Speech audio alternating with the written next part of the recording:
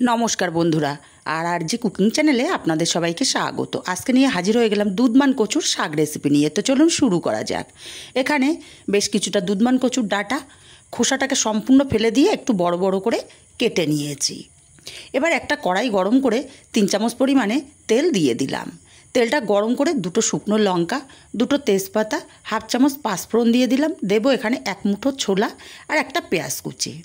এবার সব কিছু একসাথে ভালোভাবে ভেজে নেব। পেঁয়াজটা খুব লাল করে ভাজবো না। আর বন্ধুরা, এইভাবে যদি আপনারা দুধ কচু রান্না করেন টেস্ট হবে অসাধারণ। দেখুন সব কিছু ভেজে নিয়েছি, পেঁয়াজটা হালকা ভাজা হয়েছে। এখন এখানে অল্প অল্প করে দুধ কচুর শাক দিয়ে দেব আর একটু করে নেড়ে দেব।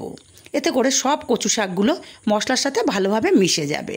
বেশ কিছুক্ষণ নাড়াচাড়া করে আবার আমি এখানে কিছুটা শাক দিয়ে দিলাম। আবারও কিছুক্ষণ নাড়াচাড়া করে দেব। এতে করে কচু শাকগুলো একটু নরম হবে আর বাকি কচু শাকগুলোও দেওয়া যাবে। বাকি কচু শাকগুলো একইভাবে দিয়ে দিলাম। এইবার মিনিট 3-4 সময় নিয়ে এইভাবে নাড়াচাড়া করে রান্না করে নেব। দেখুন 3-4 মিনিট এইভাবে রান্না করে নেওয়াতে কচু শাকগুলো অনেকটাই কমে গেছে। এখন এখানে স্বাদ মতো লবণ আর হাফ চামচ হলুদ দিয়ে দিলাম। লবণ হলুদটাকে দিয়ে ভালো করে মিশিয়ে আরও 2-3 মিনিট সময় নিয়ে এইভাবে রান্না করে নেব। কচু শাকটা রান্না হতে থাক, ততক্ষণে মশলা করে নেব। মিক্সচার জারের মধ্যে 1.5 চামচ কালো সর্ষে দিয়ে দিলাম। হাফ চামচ দেব গোটা জিরে, ঝাল অনুযায়ী কাঁচা লঙ্কা দেব আর দেব 7 থেকে 8 কোয়া রসুন। মিক্সচার জারটা ঘুরিয়ে গুঁড়ো করে নিয়ে অল্প পরিমাণে জল দিয়ে মিহি করে পেস্ট রেডি করে নিয়েছি। পেস্টটা আমার রেডি, এক সাইডে রেখে দেবো। আর এদিকে কচুর শাকটাও আরও 2-3 মিনিট এইভাবে রান্না করে নিয়েছি। কচুর শাকটা অনেকটাই কমে গেছে। এখন পেস্ট করে রাখা মশলাটা এখানে দিয়ে দেব। মশলাটাকে দিয়ে আরও 2-3 মিনিট এইভাবে মশলার সঙ্গে কচু শাকটা রান্না করে নেব। আর বন্ধুরা, এই দুধমান কচু ডাঁটা দিয়ে কিন্তু মাছের ঝোল দুর্দান্ত লাগে খেতে।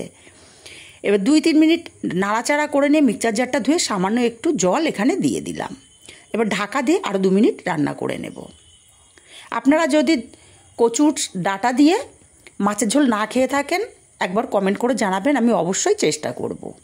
3 মিনিট পর ঢাকাটা খুলে আবারও হাফ চামচ চিনি দিয়ে 2-3 মিনিট এভাবে রান্না করে নিয়েছি। আর কচু শাকগুলো একদমই গলে গেছে আর এভাবে পাতিয়ে পাতিয়ে রান্না করে নিয়েছি। এখন আলাদা পাত্রে নামিয়ে নিয়েছি। রেসিপিটা কেমন লাগলো কমেন্ট করে জানাতে ভুলবেন না। ভালো লাগলে একটা লাইক দিতে ভুলবেন না।